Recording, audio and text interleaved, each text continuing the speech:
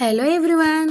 ఏంటి అమ్మలక్కలందరూ ఒక దగ్గర కూర్చొని అనుకుంటున్నారా? అవునండి, ఇక్కడ వచ్చి మాకు వెల్ఫేర్ అయిందనమాట. మంత్లీది వెల్ఫేర్ అంటే వెల్ఫేర్ లాంటిదే, కానీ వెల్ఫేర్ కాదు. క్వార్టర్ విజిటింగ్ అయింది ఈరోజు. ఈ వీడియో చూస్తున్నలో ఎవరైనా ఆర్మీ వైఫ్స్ ఉంటే మీకు కూడా క్వార్టర్ విజిటింగ్ అవుద్దా అవదా అనేసి కామెంట్ చేసేయండి. క్వార్టర్ విజిటింగ్ అంటే ఏముండదండి, ఆఫీసర్ మేడమ్స్ వస్తారు, చూస్తారు మనది ఎలా ఉంటుంది ఏంటా, హైజీనిక్ మెయింటైన్ చేస్తున్నామా లేదా అనేసి.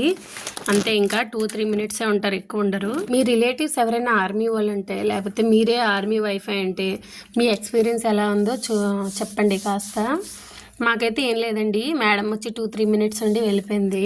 తర్వాత వచ్చి మా బ్యాచ్ అంతా కూర్చొని ఇంకా ముచ్చట్లు ఎట్టాము. తర్వాత ఎవరింట్లో అయితే మీటింగ్ అయిందో ఆవిడ చాయ్ ఇంకా స్నాక్స్ ఇవన్నీ అరేంజ్ చేసిందనమాట. ఇక్కడికి వచ్చేసి ఆర్మీ అంటే చాయ్, చాయ్ అంటే ఆర్మీ అంటారు. నిజమే, ఎవరు వచ్చినా ముందు చెప్పే మాట చాయ్ పెట్టు లేదంటే టీ పెట్టు అని అంటారు. కానీ ఇక్కడ కూర్చునే ప్రతి ఒక్కరు ఒక్కొక్క స్టేట్ నుంచి ఉన్నారండి. యూపీ, హర్యానా, ఇంకా మహారాష్ట్ర, ఆంధ్రప్రదేశ్ అందరూ ఉన్నారు మా బ్లాక్లో చాలా కలివిడిగా ఉంటారనమాట. మేముండే స్ట్రీట్లో అన్ని బ్లాకుల కంటే మా బ్లాక్లోనే ఎక్కువ కలివిడిగా ఉంటారు.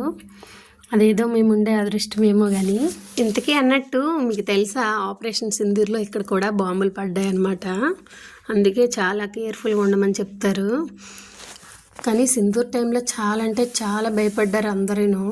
కానీ ఏం చేస్తాం, మీ అత్తన్ని పెళ్లి చేసుకోవాలంటే ముందే డిసైడ్ అయిపోండి, తర్వాత ఎందుకు చేసుకున్నామా అనుకోకుండా అన్నిటికీ రెడీగా ఉండాలి. ఒక రోజు మా ఆయనకి అడిగాను అనమాట, ఏంటని ఇంకా ఇలాగా సింధూర్ అయితే చనిపోయింటే ఏం చేసిండు అంటే, ఆర్మీలోకి రావడమే మన ఇష్టము, రిటైర్మెంట్ అయ్యి ఇంటికి వెళ్ళేవారే సేఫ్ అని అన్నారు. జై జవాన్ జై కిసాన్ జై హింద్.